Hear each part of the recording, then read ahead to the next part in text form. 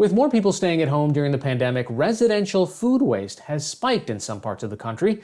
Even before the crisis, 40% of food never made it to people's plates. And once it did, $281 billion of it a year was thrown away. Tonight, we take a look at one city's effort to aggressively tackle food waste, an effort they're betting will help them feed more residents in need and lower greenhouse gases. Special correspondent Allison Aubrey has the story. It's part of a 5-part NewsHour series, Waste Not, Want Not, which was reported on before the COVID-19 outbreak. Cool. All right, so we're going to be talking some trash today.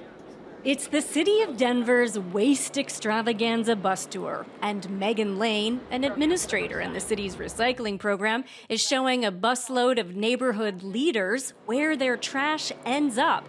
First stop, one of Denver's biggest landfills. When we dig through trash, what we find is 25% of the material is recyclable and 50% of the material is compostable, which is a whole heck of a lot of material. So easily, right, we should be diverting 75%. Lane explains that a good chunk of our trash is made up of food waste that could be composted. Denver offers curbside compost pickup for its food waste to try to keep it out of its landfills, but participation in the program is low, with less than 13% of eligible homes signed up. So much of Denver's food waste is still ending up in a landfill. Next stop on the tour, Denver's 430-acre compost facility outside the city. Residents get a lesson in what can and can't be composted. The opportunity for having an impact on the environment is huge. The city is hoping that more people realize that a good percentage of their trash can be composted, so they sign up for Denver's curbside compost pickup. Charlotte Pitt directs the city's composting program. Composting is basically taking your food scraps and turning them into a valuable soil amendment.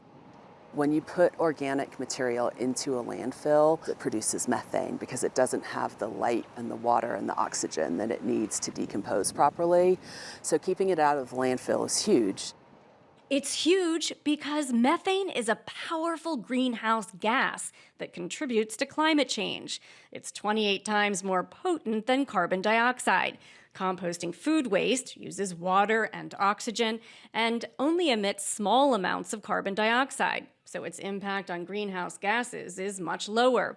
Nationwide, Americans generate around 40 million tons of food waste each year, but only 6% of that ends up being composted. This Denver family has been composting ever since Denver's compost pickup program started back in 2006. After we started composting everything that could be composted, we saw about a 50% reduction in the amount of trash that we had. So then I ordered a smaller trash bin and, of course, a bigger composting bin. In Denver, chefs are joining the battle against food waste with an initiative called the Chef's Challenge. The city appoints a handful of chefs to try out composting and reduce food waste in their own kitchens. Jason Burgett is chef owner of a restaurant called The Wooden Spoon. It was eye-opening. 63% of our food waste was compostable. This small little place produces so much compost. It's all part of an effort to green up what is already a pretty eco-conscious city. Lots of people here in Denver ride bikes and support renewable energy. Now there's an effort to show them that reducing food waste and composting are two of the top ways to really make a difference. The effort is getting a jump start from the Natural Resources Defense Council, a national nonprofit that focuses on environmental issues. They're infusing local organizations that focus on food waste with funds to bolster their efforts. Denver is one of 3 pilot programs the NRDC has launched in cities across the country. Nashville and Baltimore are also included.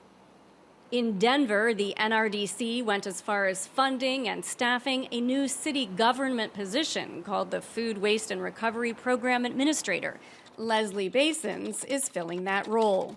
We're focusing on cities because cities are more nimble. At the federal level, the U.S. does have an overall food waste reduction goal of reducing food waste, but I do think that at the local level is where the change is really happening. A study the NRDC presented Denver back in 2017 shows how cities that aggressively attack food waste can dramatically shrink unmet food needs, or what's called food gaps, for residents who struggle to put food on the table. By increasing the recovery of the edible food that is normally tossed, the report shows Denver potentially capturing an additional 7 million meals and cutting its food gap in half. Arlen Preblood started We Don't Waste, one of Colorado's largest food recovery organizations. He says having a national organization like the NRDC has not only brought more resources to the issue of food waste, it raises the level of awareness in the community about its connection to both hunger and greenhouse gases. It has provided us with a platform to enhance what we do for the community. And through their efforts, they're asking organizations like We Don't Waste and others to reach further into the community and develop programs that bring food deeper into the communities so those folks that are less fortunate are overcoming food insecurity. Amid the COVID-19 pandemic, Preblood says demand for their services has nearly tripled. So when a city takes on food waste, there's a whole chain reaction that happens. Environmentally, if you waste less food, you have a benefit in terms of greenhouse gas emission, which benefits cities who often have these greenhouse gas reduction goals. Then you also will feed more people. And I think in a lot of cities that are struggling with food insecurity, being able to rescue more food is a huge bonus. Attacking food waste effectively requires a two-pronged approach, according to Basins. There's recovery of the edible food that's being tossed, and recycling or composting the food that normally ends up in a landfill. But increasing composting could be difficult. Part of the reason, it costs $10 a month for compost pickup, but trash pickup is lumped into city taxes and perceived to be free by most residents. We're looking to change that model in the future. Right now, we do have to charge a fee, but that's not our ultimate goal because we really want to incentivize people to participate.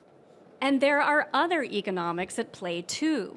Colorado has low tipping fees to dump trash because there's plenty of space for landfills, whereas in Seattle, Washington, composting is mandated and costs less than trash pickup, partly because land and landfills are scarcer, and tipping fees to dump trash are much higher, about $70 a ton compared to less than $20 a ton in Denver. Despite this challenge, Pitt says she remains optimistic. Whenever you work on behavior change, it just takes some time. The fact that we're over 21,000 people who have taken the time to call us, decide that they're going to pay for the service, we think that's pretty good progress. Denver is one of a handful of large cities in the U.S. that offers curbside composting, but it's initiatives like this that show other communities how it can be done.